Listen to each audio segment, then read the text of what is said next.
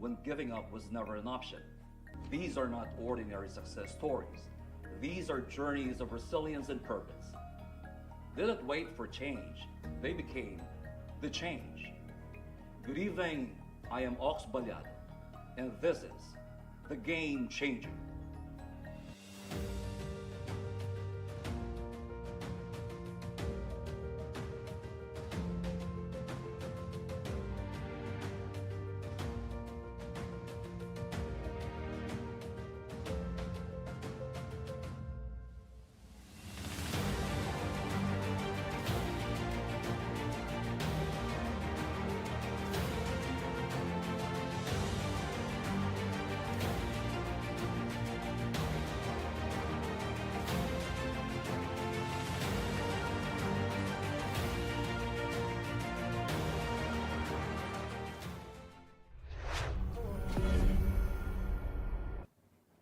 Our guest today is a woman who has chosen to stand firm where it matters most, on the side of justice, accountability, and truth.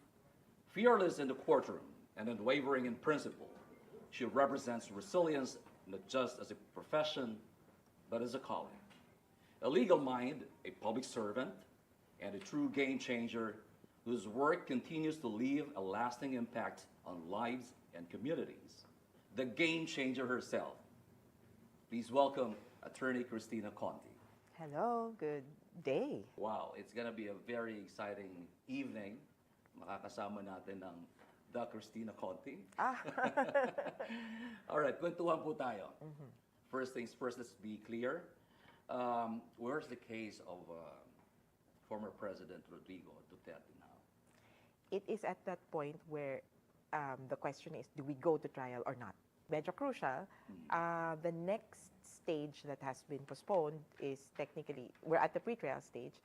The next hearing that was postponed from September is called the confirmation of charges hearing. Okay. It is crucial in the sense that at this hearing, it's somewhat like PI in the Philippines. Sa atin, di ba, haharap ka sa piskal. Eh, wala naman po akong kaso, wala naman po akong ginawa. We're at that point. Okay. But we're before the judges. And the judges will determine what the actual charges against the Duterte Walang mangyari sa syudad mo. Pag sinabi mo, huminto kayo, papatayin ko kayo. He's being detained on standard of evidence, reasonable basis to believe that he committed crimes against humanity, etc. Pero ang tanong, ano exactly yung ginawa niya? So that's what we're looking at sa possible next hearing. Well, is Duterte himself already the central subject of the case? Essentially, yes. At this point, he's being accused of being the mastermind or the most responsible of crimes against humanity committed in the Philippines. In the courtroom, there are some things that kumbaga, are simplified. And probably we'll be looking at about 49 incidents tried and connected to Duterte. But for many, they would say, ba't ito lang? Konti lang. But, bottom line yan, this is a legal case. And whatever you can prove in court, that's the most important thing.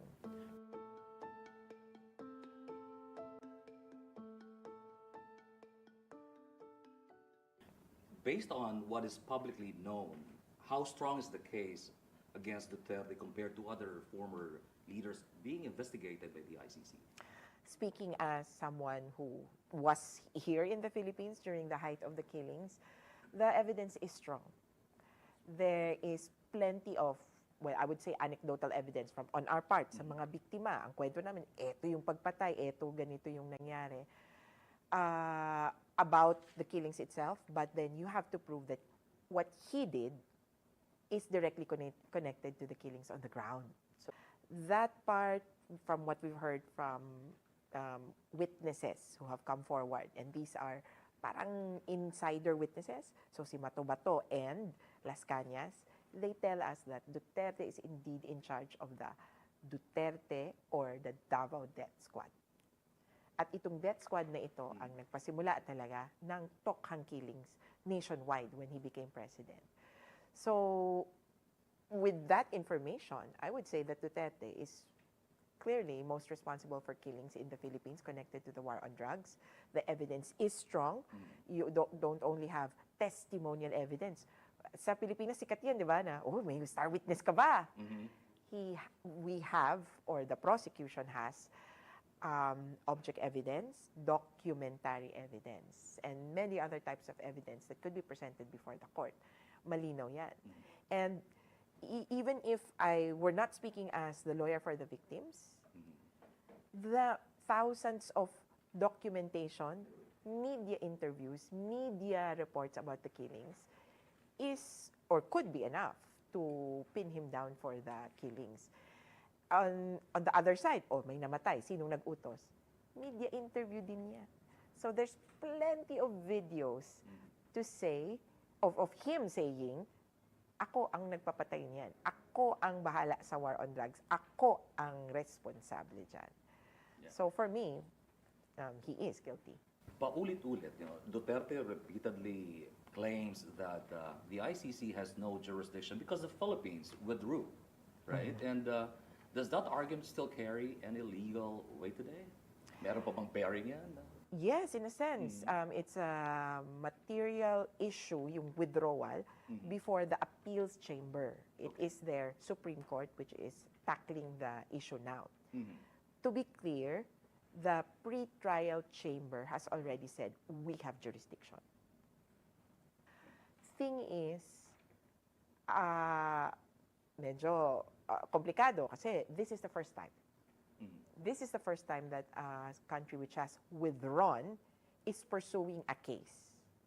Kumbaga, usually ang ano nila, It's kind of unique member in a way, ka, no? member ka, tapos patuloy ka pa ring iniimbestigahan, may nangyayari pa rin siya.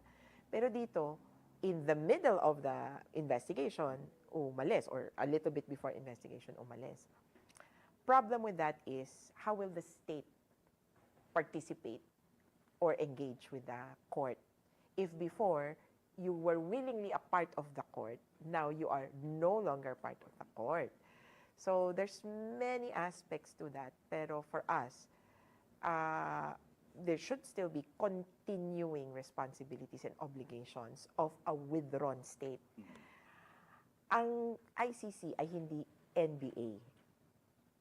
That's a foreign court. Ang ICC parang FIBA. Kung ang Team Philippines, nakapag-away yung isang basketball player sa isang player ng Slovenia, nakapagsapakan, tapos ayaw na natin sa FIBA, umalis tayo ng FIBA. Yung sapakan ba na yon, pwede pang pag-usapan ng FIBA? Pwede pa ba nilang mag-pursue ng disciplinary sanctions? I would say FIBA would have, because the incident happened at the time we were both a member.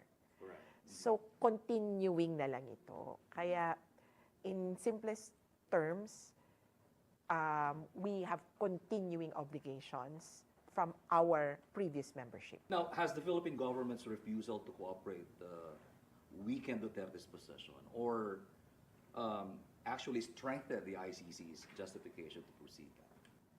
On the latter question, yes, I would say that it has helped the ICC develop new mechanisms on how to, one, gather information. That's important for them. State dapat yung magbibigay niyan. Second, how to protect and preserve that information or evidence that they have gathered. It's witness protection. Third, paano nila i-enforce yung mga orders ng court? And so we have arrest. Paano mo arestuhin yan? Paano mo ikukulong after the trial? Kasi there's two material or big issues that only a member state can do. Hindi magagawa ng ICC. One is arrest a person. The ICC has no police. Two, detain a person after conviction. Yung parang bilibid sa atin. Yes. Kumpara ito dun sa while the trial is being heard, they have detention facilities. Parang BJMP natin. Pero yung rehabilitation aspect, na convict ka na, walang ganun yung ICC. Ang bilibid nila or penitentiary facility, they would have to refer to member states. So yun, that's one aspect that is challenging. And for all of these issues, dahil hindi na nga member state yung Pilipinas, nag-prosper yung ICC. And so, they have put in the mechanism they have with Interpol. Yes. They have an agreement with Interpol. Yun yung medyo ginamit din nila on how to implement the warrant of arrest against Yes. Duterte.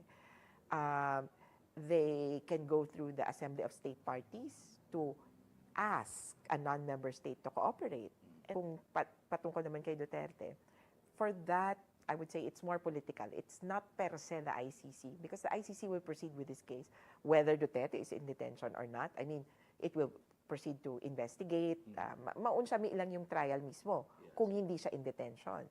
Pero they would have interviewed people, they would have gathered evidence. Tuloy lang ang trabaho nila eh. Wala silang pakialam dyan sa ano. So mostly, ang epekto kay Duterte is political. Now, realistically speaking, is there still a legal path that could completely stop this case? There's two things. One, kumbaga sabi ko nga kanina, the ICC will proceed with this case or investigation without any political pressure. But it will not proceed if it has no jurisdiction. Right. So if it has a finding that it has no jurisdiction legally, then this case and investigation will stop entirely. When I say investigation, it's also because they're not only looking at Duterte. Sabi natin kanina, most responsible si Duterte. But the ICC, the prosecutor, has said he's worked with a team. He's a co-perpetrator. And as co-perpetrator, he had a team of 8 others who assisted him. At dito interesadang lahat. I'm sure. Si Bato ba, si Bongo ba ay part ng listahan nito? Si Sara Duterte ba part ng listahan? I cannot say for now, especially since it's not my job, it's the prosecutor's job. Ang tanong na lang, did they kumbaga, decisively assist him? Did they have a role in decision-making? Right. Were they also most responsible? So, if the ICC has no jurisdiction, proceedings, investigations into these 8 others will stop. Well, wala nang mahuhuli pang iba. But on the other hand, you can also say, I am not ready to stand trial. I am not fit to stand trial. And he's said that, nga lang, natalo siya sa issue na yun. So far, the statements that we've heard were from the experts, medical experts. Okay. But judges should say so. So we're waiting for that this day. After all these years, ang dami nilipas yung panahon, kumusta na yung mga pamilya, the families of the drug war victims really doing today? How are they? Alam nyo, almost the 10th year. This year, we'll be celebrating 10 years. Celebrating, I don't know if that's the right term to use, of the war on drugs. Sa totoo, hindi nila masabi na bumuti o sumama yung kalagayan nila. Kasi they think of it as yung natural progression. Wala eh. Tutulak talaga yung panahon. And systematic to eh. At kung tatandaan natin, yung mga pinatay naman sa war on drugs, yung mahihirap. Bihibihira tayong makarinig na may pinatay sa village, sa gated na communities, diba? Subdivision. Oo, bihirang-bihira. Laging Eskinita, Caloocan, urban poor community. Kaya, hindi lang yung war on drugs ang nag-victimize sa kanila, kundi yung buong, it's the entire system that has victimized them. And the war on drugs was only a re-victimization. And then on another front, the politics. Yes. That has been so aggravating. For many, actually, many voted for Duterte. For these victims, yeah.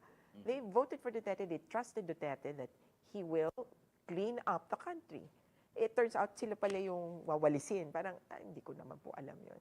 So there's some sort of treachery and that they feel na betrayed, na we've been screwed over by politicians so many times over. Pero yung patayin talaga kami ng harap-harapan, itong presidente lang ang gumawa nun.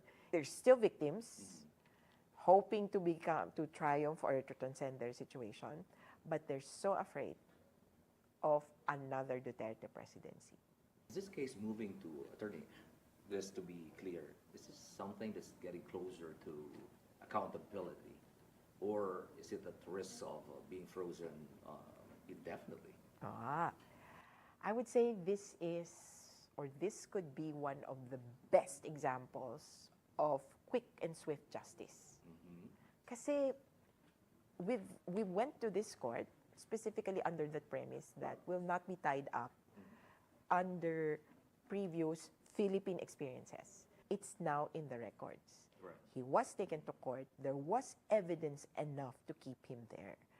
And probably only an acquittal after trial will absolve him. Pero as of now, there is some standard of evidence that says he is responsible for these crimes. Before the cases and the courtroom battles, there was a beginning that shaped who she is today. When we return, we go back to her roots, her childhood, and her early days as a journalist that helped define her voice and purpose. That story continues here on The Game Changer.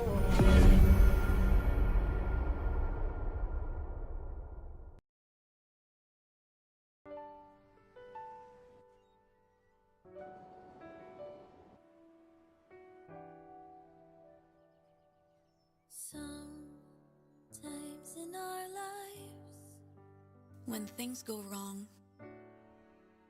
we all have sorrow.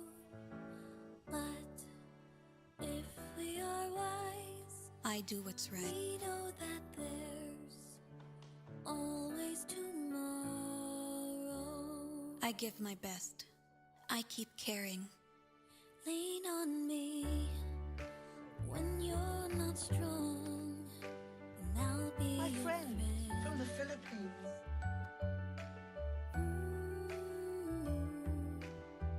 Thank you. I'll help you carry on. I am charm. I am the Philippines. Lean on me.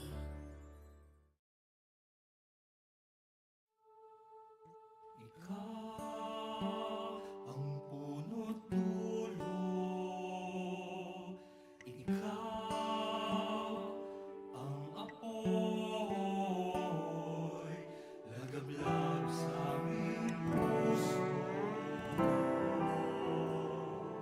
Pagkailangan ng kaagapay.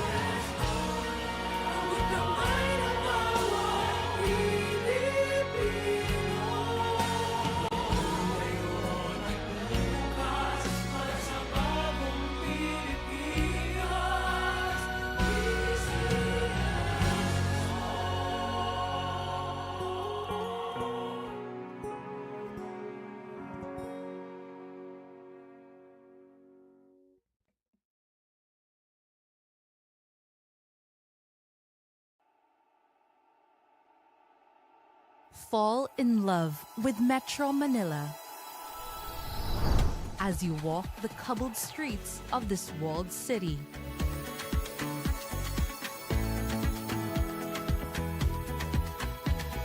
Where you can find peace inside old churches built hundreds of years ago. Within the city are refreshing pockets of nature.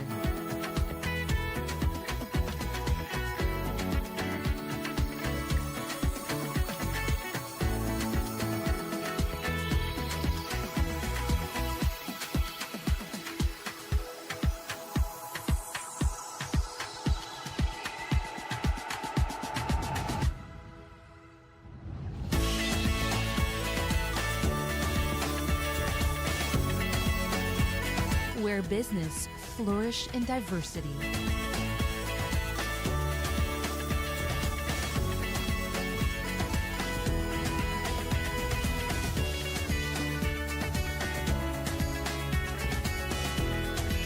Where new friends meet. A city where you'll keep coming back for more.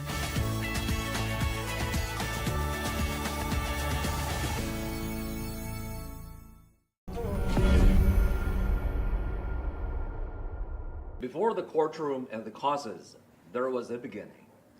Before becoming a lawyer, attorney Kristina Conti was shaped by her childhood and the influence of her mother and her early years as a journalist, where her voice, values, and sense of justice first took form.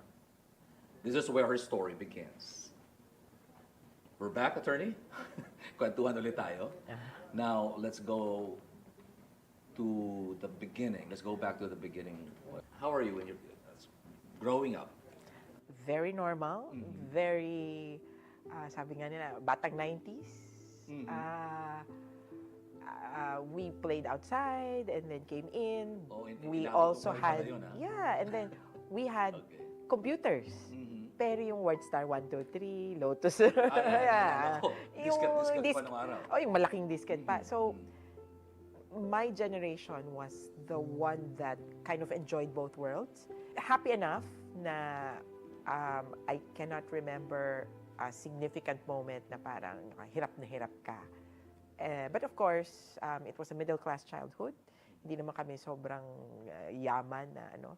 And so there were classic stories of yung uwi ka sa probinsya para magbakasyon, ganun. Until eventually, I grew up here actually in Metro Manila, but we went back to the province so that we could go to, I think we could come together as a family because my father was based in Batangas. My mother, who worked in UP as a part of the administration, went home na. So dun kami lumaki. Although I came back again to Metro Manila for school. Anyway, your mom, as you mentioned, ano yung mga lessons that really stayed with you? As a lawyer, so my mom was a lawyer. She did not practice until we went home to the Batangas. So she first worked as a public attorney. So I really thought, for me, that was one of the, kumbaga, viable avenues, or yun yung natural when you're a lawyer. She did not go to a law firm. She worked actually as a clerk of court and then later as PAO, because she said experience is important. So you do the groundwork first before you maybe get the money. So naalala ko po noon, it was, I don't know if this is accurate, but PAO attorneys got 12,000 pesos a month. Basic pay? Basic pay. Kaya sabi ko, okay. Parang, kaya talagang sacrifice na umuwi. And gano'n. But from what I remember, the decision was, if I want to practice as a lawyer, I need to get this experience from cases and criminal cases. And so one of the first few times that I think I went to Bilibid, pumunta kami bumisita ng client niya. Nakakuha kami nung, ano yun, yung parang boat na nasa loob ng bote. Kaya parang, oh wow, ang ganda. So akala ko parang, wow, special. Tapos, specially carved na nandun yung pangalan niya. So parang kami, wow, special. Pero we knew na there were disadvantages na, yun nga, you're not earning as much. Ganyan. But, kumbaga, the point there is that there are deliberate choices that you can make in anticipation of, or to build yourself, or to learn something, or in anticipation of future opportunities. Yeah. With all you went through as a young person, Attorney Conti, you already see yourself challenging authorities, right? or questioning systems back then? No! Teacher's Until- pet ako. Okay. Wala. Although, my elementary school then was in a Catholic school. So when you're in a Catholic school, you're brought up to follow instructions and do it so I call it unquestioningly subservience. Okay. So, but then it also instilled in you the concept of right and wrong. And so you were following these people because they were right. Mas ganon. And so when you saw something that was not wrong, hindi mo susundin yon. So I think when I went to Pisay and then afterwards UP, that's what I subscribed to. So it was not blind obedience or subservience, but it was following what's right or what's wrong. And yung sabi nga nila, yung ikakatulog mo paggabi, so yun yung iniisip ko. Yung going up against authority, maybe just came as a consequence. But I was not trained to question authority. I was just brought up to follow what is right.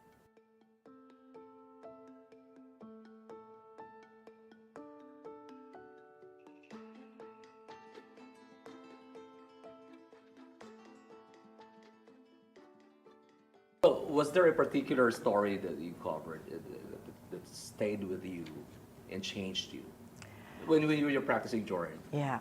So So, you were with one of the networks or the papers? ano ko, journalism Yeah, yeah. sulat. So, I was with Business World. Oh. Yeah, so I just won't name names. So I had a lot of stories. Of course, we were in beats.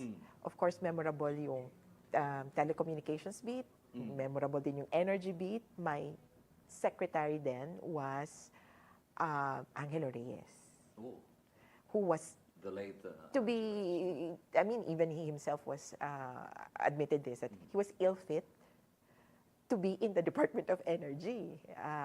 One anecdote I remember is I asked him about open access, which is opening the access sa energy. Ganyan.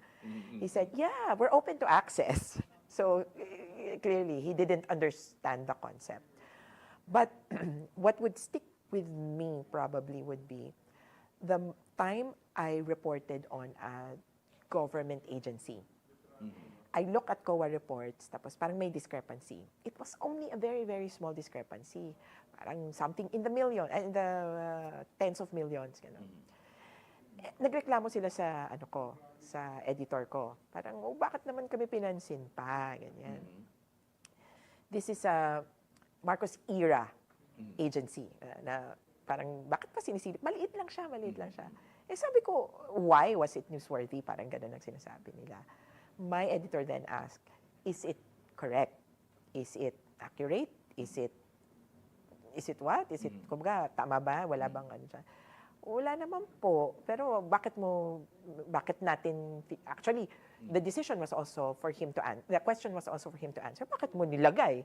He put it as not only as a blurb eh. Medyo malaking space. So, together, parang ang ano namin, well, it's government. Yeah. Kaya my editor stood It's by me. worth the story. Yeah, it's worth the story. It is in the records. The So parang, Yes.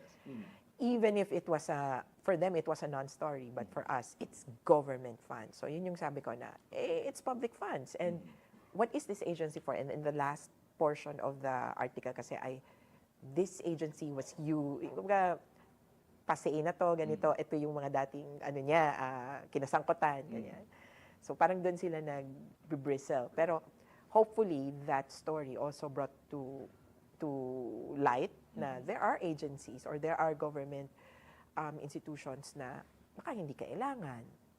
Di ba? Na hemorrhaging money, na maging vehicle for for corruption. Yes. So that was important for me in keeping the public trust aspect of journalism. Well, looking back now, do you see journalism as the foundation of the lawyer you eventually become? Yes, certainly. Diba? If there's two sides of a story, you get both sides. Yes. If there are 100 sides, you give me a story with all 100 sides. Of course, as with any news piece or with broadcast, limitado ang espasyo. Kaya, kahit nakuha mo yung lahat, Maximize. yung yung importante lang ang ihaharap mo sa korte. Kaya, important yan di ba, sa journalism, hindi mo ilalagay yung lahat na... That's why we have lead. Tapos, in fact, pwedeng makat. Yes. Pwedeng makata yung storya mo. Okay na to, first 3 paragraphs. Paano po yung 10 paragraphs after? Wala na yung kwenta. So, in court, that's also important. What are the key points that have to be presented? What are the relevant points that have to be presented? That's what I've brought into my law practice. All right. When we return, we'll look ahead what lies next for Attorney Kristina Conti, the battle still to be fought, and her vision for justice moving forward. That future continues here on The Game Changer.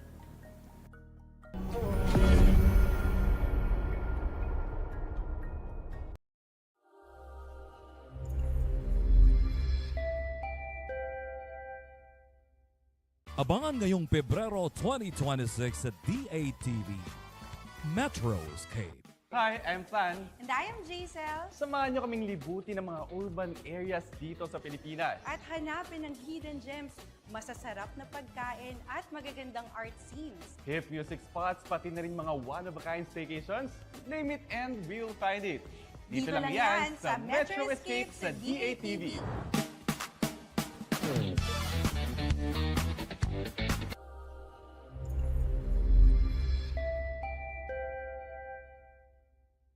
Abangan ngayong Pebrero 2026, The Game Changer. From untold struggles to groundbreaking success, meet the trailblazers, hear their stories, and witness how they changed the game.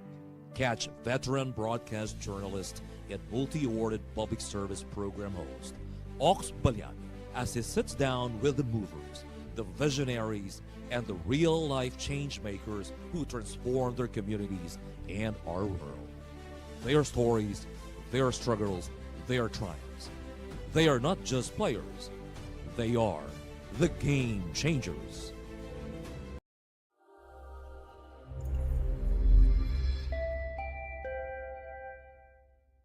Abangan ngayong Pebrero 2026 sa D8TV. Agapay, Tatak Rosa Rosal. Be inspired as we unfold the story of William Theo steps up to a legacy of compassion, embracing the great responsibility of continuing the public service mission started by his grandmother, the iconic Rosa Rosal, a medical talk show that continues the mission of helping, healing, and serving with heart. Real stories, expert insights, life-saving conversations. Because every Filipino deserves care. The Rosa Rosal way. This is a legacy of service, continued with compassion. Agapay, tatak serbisyong Rosa Rosal. When do you think is the best time na pumunta ka na to a aesthetic center? Okay lang yun. Talagang magpa-botox ka, Yeah. magpa-fillers ka. It's totally fine. As long as proud ka, diba? And I think there's nothing wrong with it. Yeah. Kasi the reason why they're there is to help us as well, di ba? Diba? Once a cheater, always a cheater. Likelihood na mag-cheat sila lahat, it's actually 300%. Ano ibig sabihin nun? When a person has been cheating on their previous partner, you are not an exemption. And then actually worse pa nga kasi parang hindi ako pwede shower or do something nang nakasara yung door. Seryoso? Kasi feeling niya may kausap ako and stuff, gawain pala niya. So doon ko lang nalaman na, oh my gosh, ganun pala yun. Yes, yes. So it was very, very fun. But then this pressure to always keep up You always have to be ahead, stay ahead. You have to be on top of what's the next trend. So parang that pressure, it's not good for us. It's a Date! Tuwing Thursday, alas 8 ng gabi, dito lang sa D8TV.